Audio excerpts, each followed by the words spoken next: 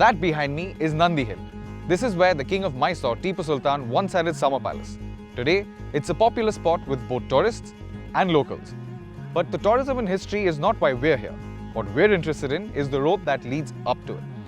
That's 17 kilometers, rising 1900 feet with 40 bends on the way. And I'm taking that road in the new Mini Cooper D. So let's meet this new Mini. Yes, the recently launched petrol version is sporty, but if it's practicality that's on your mind, this diesel is the one to get your hands on. And though there is a 5-door Mini available now, we've stuck with the original 3-door Classic. The new Mini has also grown slightly in dimensions. It's not all that mini anymore. Not to worry, that retro styling charm is still all there, even though it does seem to wear its skin a little tighter than before. The car sits on a new platform and the suspension has been reworked. Now to see where all that tinkering leads us.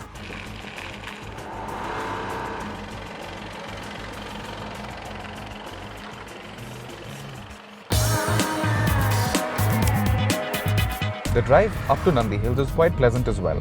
If you're coming from Bangalore or any other direction, you have to take National Highway 7, which is broad and smooth. After that, about 40 kilometers from Bangalore is the turnout towards Nandi Hills, and there's a connecting road for 20 kilometers, which is also quite smooth. It's great prep before you get on the road uphill.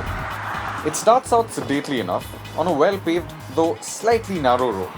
The bends don't start out till some way up, so I have a bit of time to take in some of the fantastic scenery. And then, as the first of the corners start to appear, I put my foot down and we're off. The new 1.5-litre diesel engine is great. It's punchy, and while there's enough grunt at low revs, as you go higher up towards the red line, there's an entire blast of power which will definitely make you smile. And while it is fun to chuck the Mini around the corners and shoot up the short straights, you'll have to watch out for not just the traffic, but monkeys. Yes, monkeys as well. Being a tourist spot, the road is largely well maintained, although you do come across some patchy bits. You may think this kind of surface would be a problem when it comes to a stiffly sprung, sporty handler like the Mini, but you'd be in for a surprise. The suspension has been tweaked as well. It handles broken roads better than before, and more importantly, now there are 3 modes for driving. There's mid, which is the normal one, there's green, which is the economy one, and then there is sport. Now that's the one you want to get on when you're driving on roads like these. The handling is sharp, the steering very accurate. You can point the car exactly where you want it to go. This car is simply phenomenal around corners, and you can imagine with 40, I'm just going absolutely mental with how much fun this is. Wow, this is simply phenomenal. This is amazing.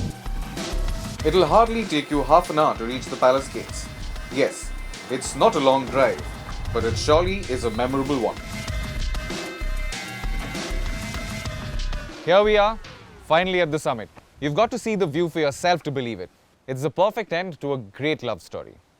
A great car deserves a great road. And here, at Nandi Hills, the Mini Cooper D and the Nandi Hill Road are a match made in heaven.